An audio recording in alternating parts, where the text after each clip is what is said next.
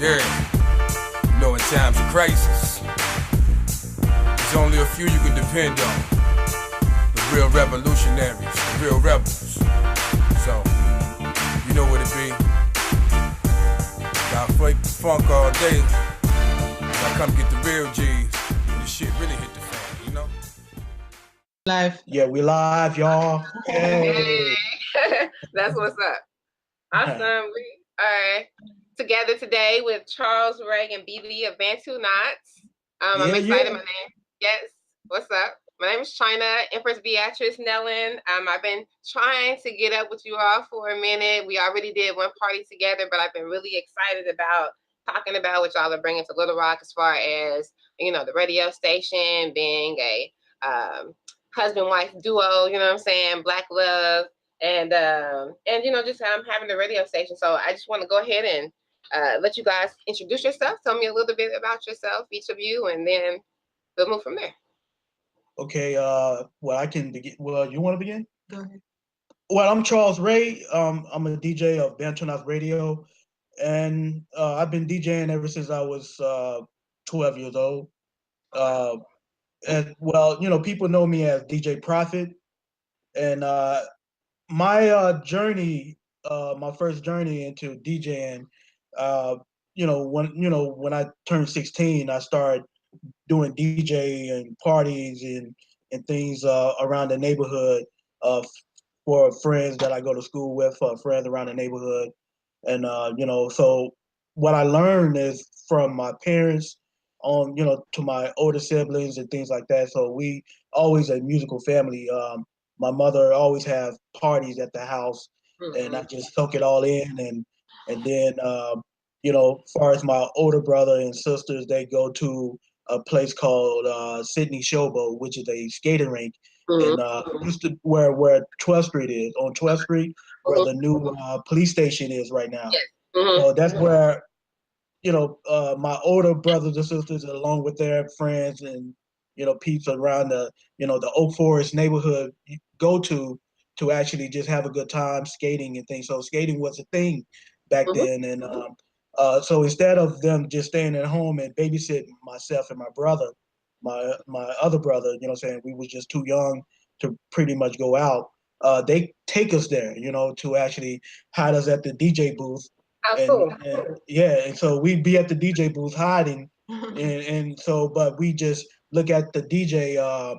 His name is DJ Ed. His name is Eddie. So showed us a lot about, how he's working with the sound and things like that. So me and my brother Anthony Tenner, DJ Ant, that's why, we are DJs, and DJ Ant also have a radio show called The Ant Forum.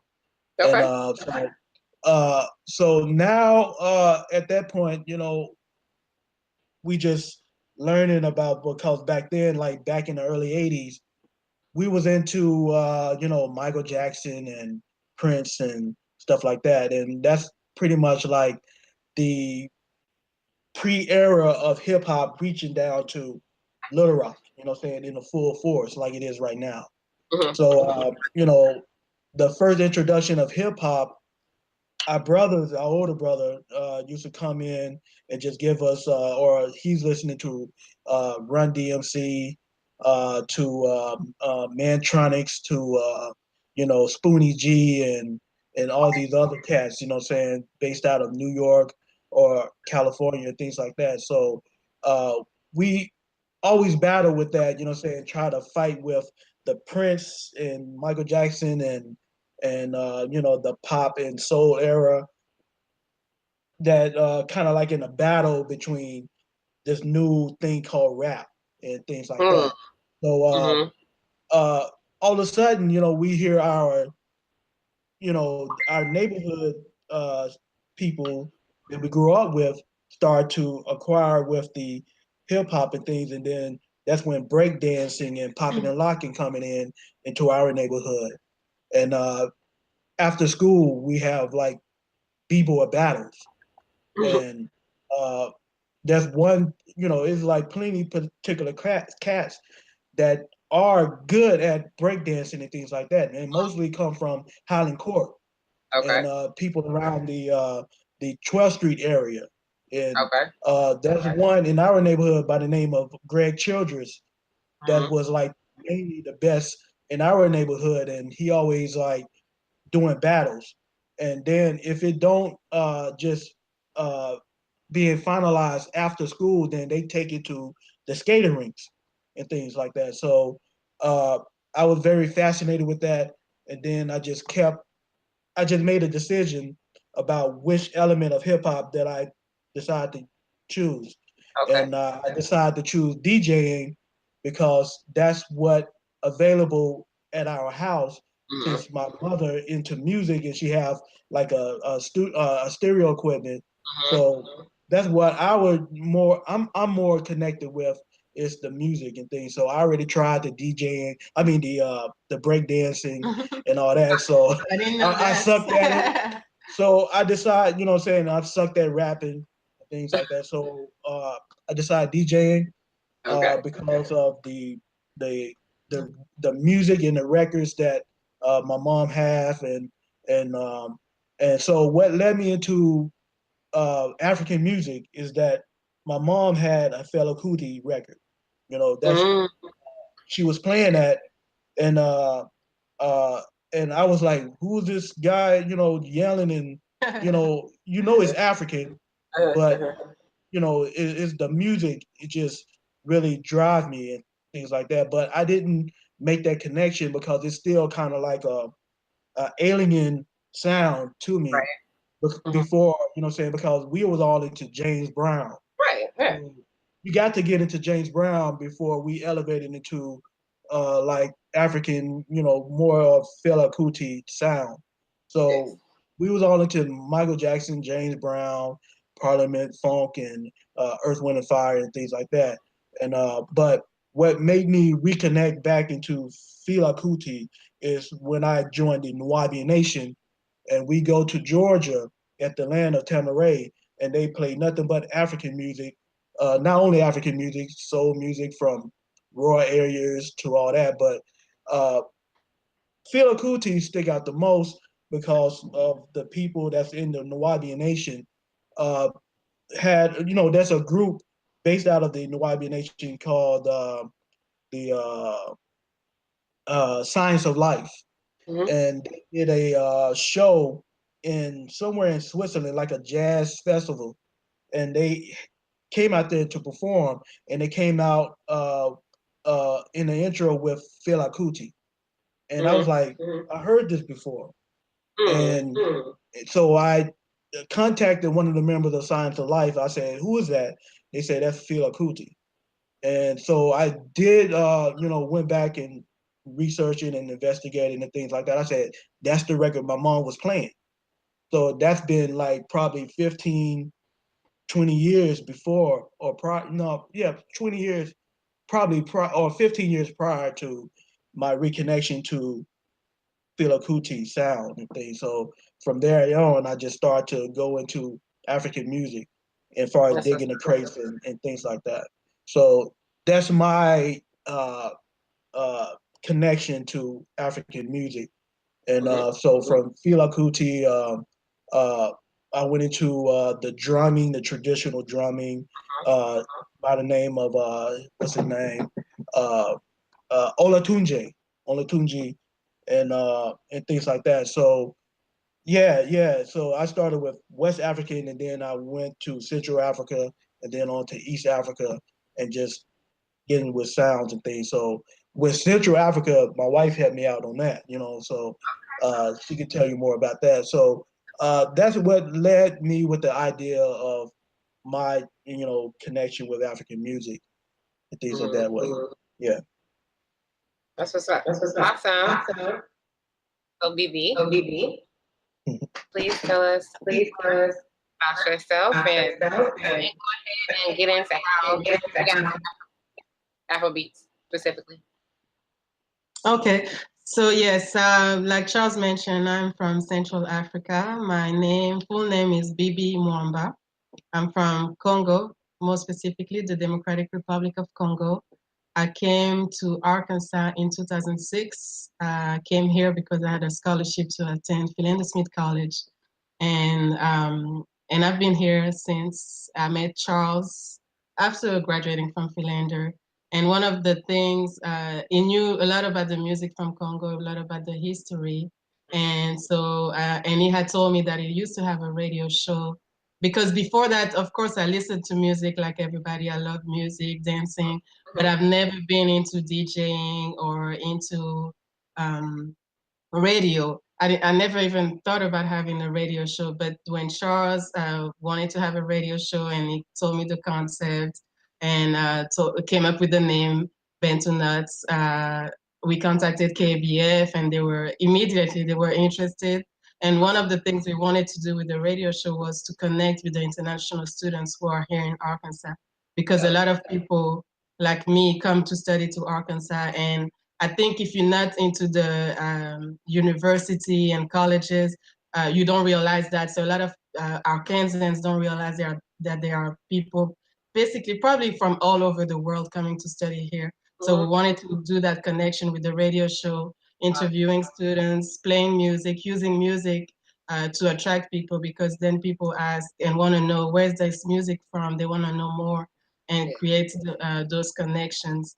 And yeah, so we got started in 2014 and we've been doing it since then. And it's been fun always to find Very Charles. fun. Yes. Having a good time doing this. Right. Charles take care about the music part, and I take care about finding guests and trying to find something interesting that's going on either in Arkansas or in the US or even the world to talk about. Awesome. That's dope. So it's like a world news radio show. Yes. Yeah. And world music. Right. So do you all only play Afrobeat music, or do you play other types of music? Because I know I've definitely heard some other stuff on there too. So like, how do you? But it all vibes really well together, and I almost think like, hold up, this sounds pretty. You know what I'm saying? But it's not necessarily. So how do you guys, come up with that, or just people sing you stuff, or? Well, yeah, the concept of Bantunauts, we just put two words together. But people thought, like when we say it, they think it's just a hairstyle or whatever. Right. But when we spell it, we just put two words together, which is Bantu and Nauts, Nauts, like saying astronauts. So we make it into like a Afrofuturism type of platform, if you will. So we want to bring in like something it's about something that you do and something that you live. So Bantu, which is a word based out of Africa, means people, and Nas means travel. So we like just want people to travel with music, and, by all corners of the earth, anywhere, no matter what it is, no matter what genre. So we just don't want to be just specifically African, even though we play it morally or mostly, but we just want to be a global radio show. And so within the mixing of African music, we just find the interest of like adding in music from Europe, music from the Caribbean, music from China, music from Japan, music from India, music from the Middle East. So it's just like what we learned, what we all can like get from just the concept of DJing in the element of hip hop, where just like the Africa Bambaataa record called "Looking for the Perfect Beat," when the DJing have to like dig for in the crates, it's not based on the concept of what they playing on the radio. It's just based on the concept of your own research and your own time of having your own experience of finding whatever this perfect beat is at the moment. So there's many other millions of records that haven't been broken through into the radio circuit yet, but that's what Bantunauts is all about, is actually just no matter what the condition is as far as what people accept, wherever they live in regionally, we just want to break records out to make people say, wow, that sounds good.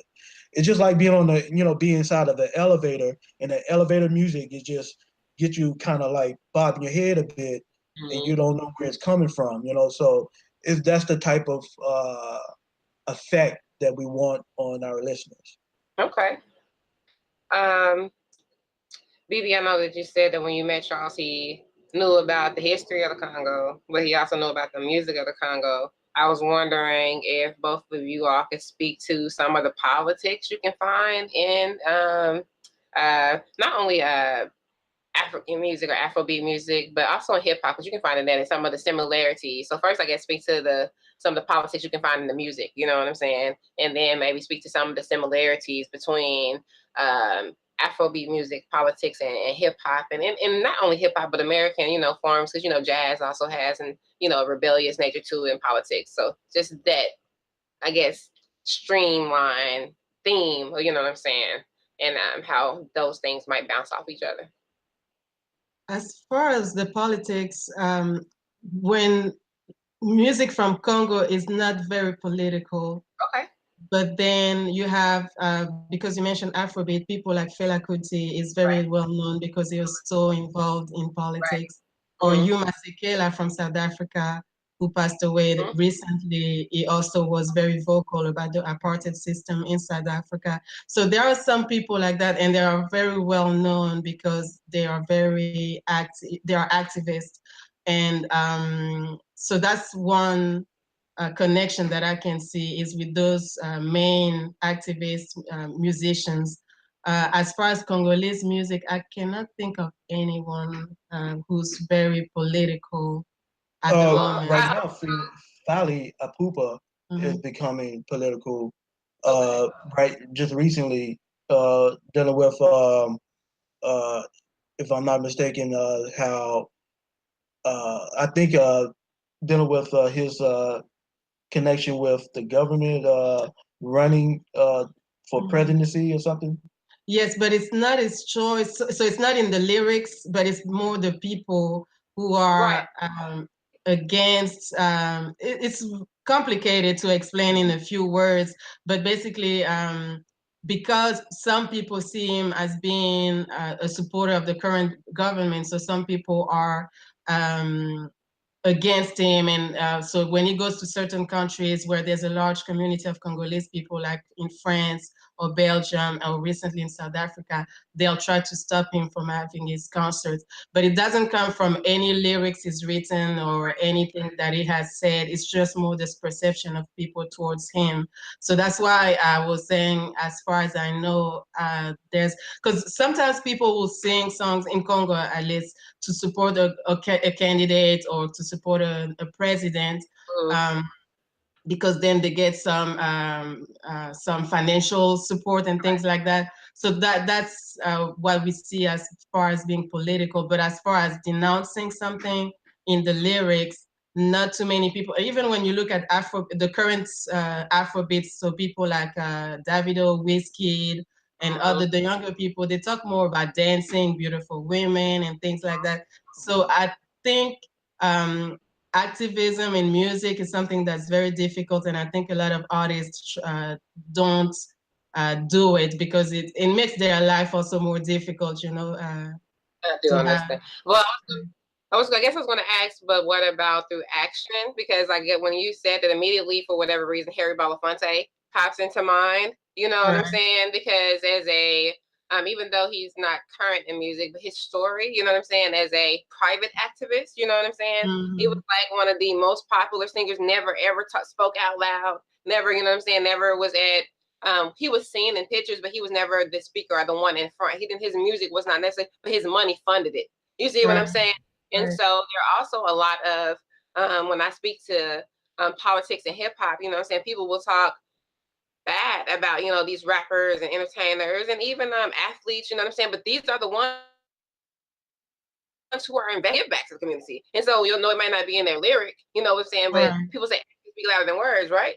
You know what I'm saying? So why are you concerned about these words? You ain't looking at these actions. And so I guess my question is, though, so for people like Davido and Wiz, not necessarily them, you know what I'm saying? But do they give back to their community? You know what I'm saying? Do they have things of that nature, you know what I'm saying, where they're supporting their community, even though it might not be in their lyric, it's in their intention, you know what I'm saying? Is it in their activism that they're doing physically, you know what I'm saying? Not necessarily through, what we might know them for. Right. And there are some people who do that. Fally Ipupa, who you just mentioned, who's from Congo, for example, he has a foundation I'm not. I've heard of them, and I've heard a little bit about the work they do. They do things like providing water, safe water in certain neighborhoods, but I don't follow close enough.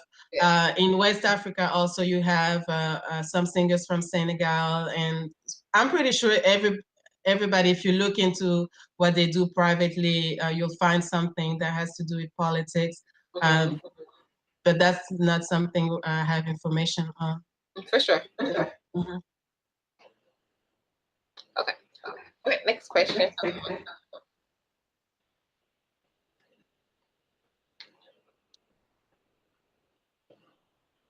Oh, okay. The next one is a personal question. Do you have a favorite Afrobeat song? It's so many to choose from. Right now, I like Runtown. Okay. What's the one for life? Yes. Yeah, I like that. What else? I like a lot of DeVito stuff. I like a lot of WizKid music and things like that. And so, uh, but yeah, Runtown really stick out the most, and Mr. Easy stick out the most. Yeah, pretty much like that. But I think Mr. Easy don't call his music Afro beats. He call it what's it, bongo music, Mr. Bantu music or something like that. Yeah, so he don't call it Afro beats or whatsoever at this point. And about that Afrobeat term, even Wizkid and Davido especially, they're trying to get away from the term Afrobeat because originally Afrobeat is the music that was done by Fela Kuti. So that type of music is Afrobeat. Then more recent Nigerian music has been called Afrobeat with the S, but most of them now are starting to call it either Afropop or Nigerian pop. Okay, that makes sense. Right. As far as my favorites Afrobeats, we'll keep using the term Afrobeats. I like, for a long time, Wizkid Oju Elegba was my favorite. I really liked it, and it's still one of my favorites. I love, yes. Yes, I love that one. And I think any song that got Burna Boy in it, I always notice it. And my favorite one now is Temper. I think it's his way of singing, but whenever I hear him on the song or record, I always start listening, and there's always something that I like about it. That's the last song I played at your African dance party. Okay, awesome. Yeah, when I put that on, people just really rocking, so that's a good job. Awesome. Yes, and Charles Ray and Bibi DJ'd at the last party. We had an awesome turnout and a great time. I've already had people asking me about the next party, which is going to be February 17th. Yeah, can't wait. I don't know if I told y'all it's going to be Black Light Party for Black Panther. So it's like a glow flash Black Panther party. I'm super excited. So that's going to be on February. Yeah, I'm so super excited because I'm really want to find something to wear for the party. And it's been looking. Okay, all right. Yeah, so I don't want to, get something that's very much obvious that, everybody gonna be wearing. So I gotta be very creative, and so I can't wait. I can't wait. I can't either. I'm definitely coming as a Wakandan. I don't know. You know what I'm saying? I think I'm going to like go see the movie and get inspired and like be like a character nobody knows, but that could definitely be in the movie. You know what I'm saying? Because it's a city. You know what I'm saying? You can be anybody. So I'm very, very. I really got to take the time to actually say thank you for just doing these type of events because it's very important, and it's kind of like helping us bring out Bantunauts to the people as well. You know what I'm saying? So I thank you so much for just having us as being a part of your musical adventure and event adventure and things like that. So we, like whenever you have something, I love to be a part of it because I like the energy and I like the approach that you bring it. So I'm very much happy to be a part of your mission. So Yes. Yes, I love you and Bibi's. And we did not talk about that. We do have to talk about the awesomeness of being a Black couple and DJing together. Like, what is it like to work with your mate? You know what I'm saying? Because for us single I people mean, out here, look forward to one day, living and working, you know what I'm saying, with your partner. Let us know what it's like on the other side. I think it's something that it just happens, it just very much happens because when we first met, we just immediately just put our cultures together, and then we just formulate a bonding of, uh, we just cook for each other and watch films with each other and listen to music with each other. So we just say, hey, let's just share this to the world, So it's just something that we just connected with, and just like to share it with people of how to, just meet with people with different cultures and different countries, and see how this can work, and things like that. So the concept of Bantunauts is actually about that. Is just say, hey, I'm from here. What do your food taste like? And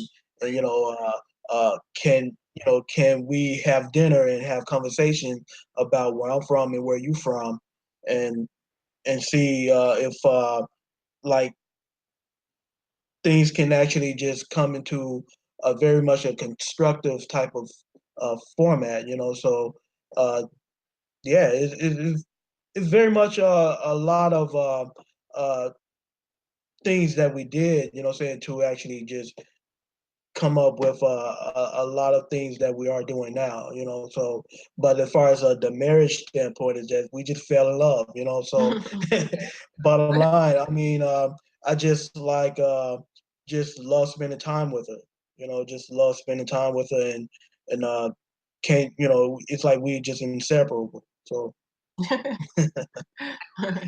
that's pretty So much Bibi, it, how do you know? Bibi, how you know he was going? How you know? Well, one of the first things is the fact that he was so interested in African culture, in Congolese culture, because one of the first things that we did together is he showed me the books that he had, and he had documentaries about the history of Congo, the time during colonization, during when we were under Belgian colonization. And to me, sometimes I even tell him, to me, it's impossible to be with someone who's not interested in Africa. That's just cannot happen. So to have someone who was interested in my culture, and then we started discovering things in common, and like you say, spending time together, cooking for each other, and just that's one of the things. And the other thing is I was so comfortable around him and felt good around him. So those are some of the things that made me understand he was the one. And as far as working together, because we have different cultures, we have different background, different histories, we bring different perspectives. The music, I've learned a lot from the music from him, even from some Congolese music that I didn't know, that he made me discover some traditional Congolese music. And I made him discover the newer type of Congolese music. At first, he didn't like it, but it took him a while to understand why it was so popular. And then going to Congo, we went back together in 2014. When you see Congolese music in the context, and you see in a party, I think that's what makes it started to like modern Congolese music. And the thing about the Congolese music now is the guitar. You got to really listen to the guitar. The guitar is very much the important element within the music of Congo. It's the best guitar action that you can hear in any music. I'm gonna have to check that out. That's like acoustic, electric, all of the above. The drums is great, but the guitars is the excellent element, and also the bass guitar. Is it like acoustic or electric? Is it acoustic or electric? Electric guitar. It's kind of like Jimi Hendrix on top of African drums. That's the way I view it. I'm gonna have to check that out. Congo music, it's on point. Yeah, like shoot me the video link. We'll tag it either somehow to this. You know what I'm saying, so that we can have an idea of the sound. You know what I'm saying? Absolutely. Somehow we'll tag it. Yeah, that'll be dope. Okay, awesome. Well, I don't really have any more questions. Thank y'all so much for the interview. Check us out. No, every Saturday night, right? Yeah, every Saturday night on KBF 88.3 FM, Little Rock. And you can also go on TuneIn and type in KABF 88.3. And then you just listen to Bantunauts Raydio every Saturday night from 10 p.m. till midnight Central Standard Time. Yes. And all of the old shows you guys upload, right? Right. So if it's too late, some people say it's too late, 10 p.m. So you can go back and listen later on online. Mm-hmm. On this cloud. Right. And last night, did y'all have the Black Panther people? Was that last night? Yes, we had a guest. He played a role in Black Panther as one of the Royal Guard. And awesome. He came and told us about his experience and just having, someone who was there on the set. That was exciting. I know, man. So I'm definitely going to have to go and go back and listen to that one on the upload. So I'm super. That's why I wanted to mention it. And then we had an interview together on there earlier for the first Black Panther party. Well, first African dance party, which actually turned into a really interesting dialogue on African Americans' concept of continental Africans and continental Africans' concept of African Americans. You know what I'm saying? Which was a really tough conversation. So we probably need to have that. That's coming to Mixcloud very soon, so I'm hopefully to post it up by this week. So for sure, I'm gonna make sure like everybody get the whole Super Bowl fever out of the way. Right? Yeah. Yeah, so it's a great show. Okay, awesome. Yeah, so definitely check out Bantunauts. Come to the next party, and we will check y'all out later. All right.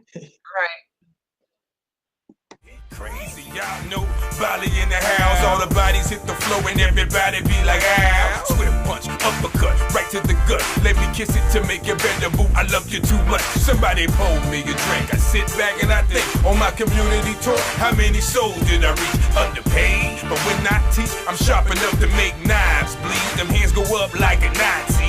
The free breakfast program is back, food for thought. Like Morehouse, brother, I'm all black. The most wanted man until I die. I'm sorta like Saint McIntosh with the sweet potato pies. A real rebel, sneaking up like Omar from the wire, dumping dope in the sewer, knocking all your suppliers to Cornell West. Bulletproof vest, dudes get seasick and ladies grab their chairs. I'm a black rebel, see my face and they all get afraid, 'cause I'm all about my chain.